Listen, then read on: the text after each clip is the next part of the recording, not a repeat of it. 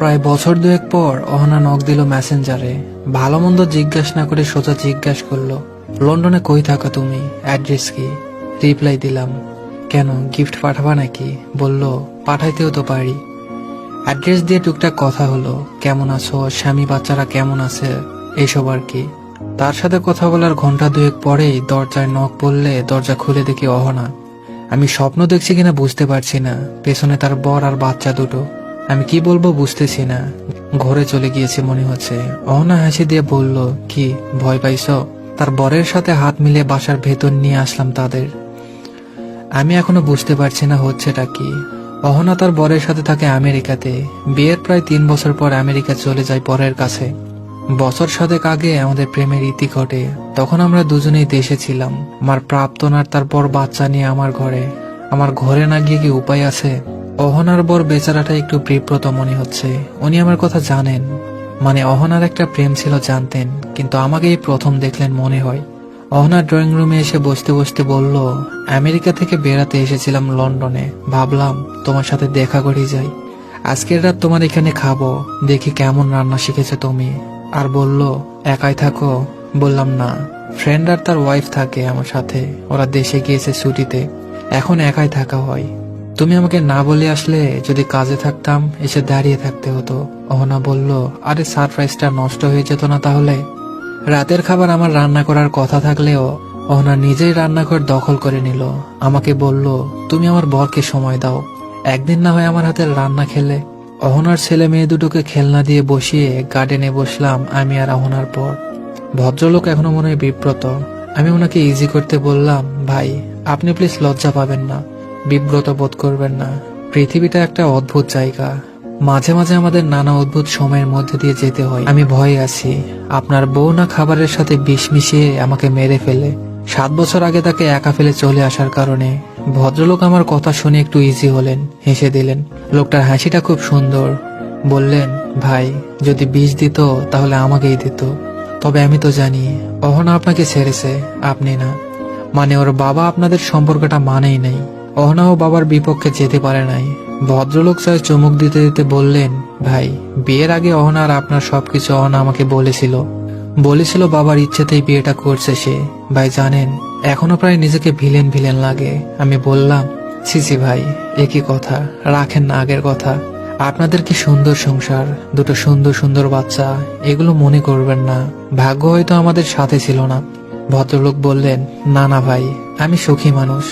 অহনার মতো বউ যার পাশে থাকে সে সুখী না হয়ে পারে। তবে জানেন, আমার নায়ক হওয়ার সুযোগ ছিল। অহনা যখন আমার সাথে দেখা করে বলেছিল ওর প্রেম আছে, প্রচন্ড ভালোবাসে সে ছেলেটাকে, আমি বুঝতেছিলাম সে চাচ্ছে বিয়েটা ভেঙে দেই আমি না পারি নাই ভাই, অহনার মায়ায় পড়ি। আমার মনে হয়েছিল এই মেয়ের সাথে সংসার করতে না পারলে মরে যাব। আমি নায়ক হলে আজকে হয়তো আপনাদের সংসারটা হতো। অহনা বিয়ের পর আমাকে বলেছিল আমি একজনকে ভালোবাসতাম, হয়তো এখনো বাসি, তবে সেটার মানে এই না আমি সংসার করব না। তোমার প্রতি ভালোবাসাটা আসবে না বা কোনোভাবে তোমাকে ঠকাবো, এটা আমি কখনোই করব না। একজন স্ত্রী হিসাবে আমার সব দায়িত্ব আমি পালন করব। করেওছে মেয়েটা, করে যাচ্ছে। আমি ভীষণ সুখী একজন মানুষ ভাই।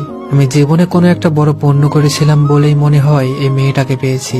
এটুকু বলতে বলতে ভদ্রলোক কেঁদে দিলেন। এবার আমি বিব্রত হলাম। ভদ্রলোক বললেন, ভাই আপনাকে একটা কথা জানাবো। অহনার বছরখানেক আগে ক্যান্সার ধরা পড়েছে, চিকিৎসা চলছে, কিন্তু খুব একটা লাভ হবে না। আপনি হয়তো জানেন আমি নিজেও ডাক্তার। আমি ভদ্রলোকের কথা শুনে কেমন জানি শূন্য হয়ে গেছে। উনি কি বলছেন এসব? ভদ্রলোক আবার বলা শুরু করলেন, ও খুব দ্রুত অসুস্থ হচ্ছে, লন্ডনে ঘুরতে আসার পাগলামি করে। আমাকে বলল, আমি কিছুদিন পরেই তো মারা যাব, আমাকে একটু লন্ডন ব্রিজ দেখিয়ে আনো। আমি পাগলামি প্রশ্রয় দিলাম, কিন্তু এখানে আসার পর জানলাম এখানে আসা শুধু আপনার সাথে একটাবার দেখা করার জন্য। লন্ডন ব্রিজ দেখে হোটেলে ফেরার পথে গাড়িতে আমাকে হাত ধরে বলল, জানো যেদিন রানার সাথে শেষ দেখা করি, পাগলের মতো চিৎকার করে কেঁদেছিল রানা। ধানমন্ডি লেকে একজন প্রেমিক তার প্রেমিকাকে জড়িয়ে ধরে চিৎকার করে কেঁদেছিল আর আকুতি মিনতি করে বলেছিল, আমাকে ছেড়ে যেও না প্লিজ, আমি তোমার বাবার পায়ে ধরে তোমাকে চাইবো, তোমার সুখের জন্য আমি সবকিছু করব, প্লিজ আমাকে ছেড়ে যেও না। নিষ্ঠুর আমি বলেছিলাম, আমার সুখের জন্য আমাকে ছেড়ে দাও তাহলে। আমাকে এই শেষ সময়টায় একটাবার রানার সাথে দেখা করতে দিবে? অহনার বর একটু থেমে বললেন, জানেন গত 7 বছর অহনা তার বাবার সাথে একটা শব্দও বলে নাই। একটা ওয়ার্ডও না। বলে আমার বাবা আমার সুখ চেয়েছেন, আমি সুখে আছি। জন্মদাতা বাবা আমাকে জন্মের অধিকার খাটিয়েছেন, মানুষ হিসাবে আমারও অধিকার আছে। তার সাথে কথা বলবো না বলবো না সেটার। এসব কাহিনীতে ভাই মাঝে মাঝে নিজেকে ভিলেন বলে মনে হয়। তবুও আমি স্রষ্টার কাছে কৃতজ্ঞ অহনার মতো একজন বউ পেয়ে। সে একজন স্ত্রী যেমন, তেমনি একজন প্রেমিক হারানো প্রেমিকাও। দুনিয়ায় আমার যত ক্ষমতা আছে আমি চেষ্টা করে যাব আমার অহনার সুস্থতার জন্য। তবু আমি জানি আমাকে হার মানতে হবে। আমি আর আমার অহনাকে পাশে পাবো না কখনোই।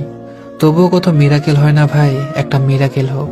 আমিও তো এই ফোন করেছি, অহনা সুস্থ হয়ে গেলে আমি তাকে বলবো তুমি আমাকে ছেড়ে যেতে পারো অহনা, তুমি যেখানে সুখে থাকবা সেখানেই যাও। তবুও তুমি বেঁচে থাকো, নিঃশ্বাস নাও। রান্নাঘর থেকে রহনা ডাক আসলো, আমাদের কথা বাধা বলল। ধানমন্ডি লেকে আমি আর রহনা প্রায় দেখা করতাম। সে প্রায় এটা সেটা রান্না করে নিয়ে আসতো আমার জন্য। তার মধ্যে তার হাতের গাজরের হালুয়া ছিল আমার সবচেয়ে প্রিয়। নীলে একটা বক্সে খাবার টেবিলে দেখলাম হালুয়া রাখা। অহনা বলল খেয়ে দেখো, নষ্ট হওয়ার কথা না, আমেরিকা থেকে আনা, ফ্রোজেন করে এনেছি, স্বাদ আছে কিনা কে জানে। বললাম খাবো, রেখে দাও। রাতে অহনারা বিদায় নিল আমার কাছে। অহনার বর ভদ্রলোক বাচ্চা দুটোকে নিয়ে আমাদের একা ছাড়লেন কিছুক্ষণের জন্য। অহনা বলল আমার বর তোমাকে আমার অসুখের কথা বলেছে নিশ্চয়। ভনিতা করব না, আমার তোমাকে একবার সামনাসামনি দেখার ইচ্ছা ছিল। আর এই তোমার চিঠি রাখো, তোমার দেওয়া 188টা চিঠি। এই চিঠিগুলো পুড়িয়ে ফেলার অনেকবার চেষ্টা করেও পারি নাই। আমার ভালো মন্দ কিছু হয়ে গেলে চিঠিগুলো অযত্নে থাকবে, তাই তোমাকে দিয়ে গেলাম। আর যদি বেঁচে যাই ফেরত পাঠিয়ে দিও। আর শোনো, আমি সুখী একজন নারী, আমার সুখের সংসার।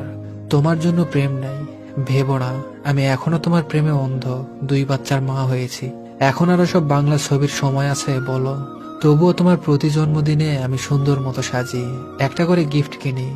যেদিন তোমার আমার প্রথম দেখা হয়েছিল 24শে জুলাই, আমি সেদিন একা একা ঘুরতে বের হই। আমার বর সব জানে, আমি বলি নাই, তবুও বোঝেও। জানো রানা, আমার দেখা পৃথিবীর শ্রেষ্ঠ মানুষও। আচ্ছা এসব কেন বলছি আমি জানি না রানা, আমার হয়তো সময় কম, তাই যা ইচ্ছে তাই বলছি। তোমার যে চোখের জল আমার জন্য ফেলেছিলে, তার প্রতিদানে আমি 1000 বছর কাঁদলেও তোমার কাছে ক্ষমা পাবো না আমি জানি, তাই ক্ষমাও চাইবো না। তবুও বলি, আমার উপর অভিমান রেখো না রানা।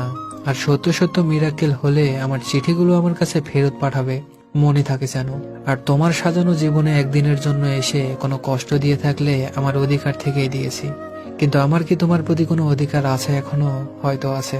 অহনারা চলে গেল, আমি তার হালুয়ার বাটিটা নিয়ে বসলাম। প্রিয় এই খাবার খাওয়া বাদ দিয়েছি 7 বছর হয়। আমার ভীষণ কাঁদতে ইচ্ছে করছে অহনার জন্য, কেন জানি কাঁদতেও পারছি না।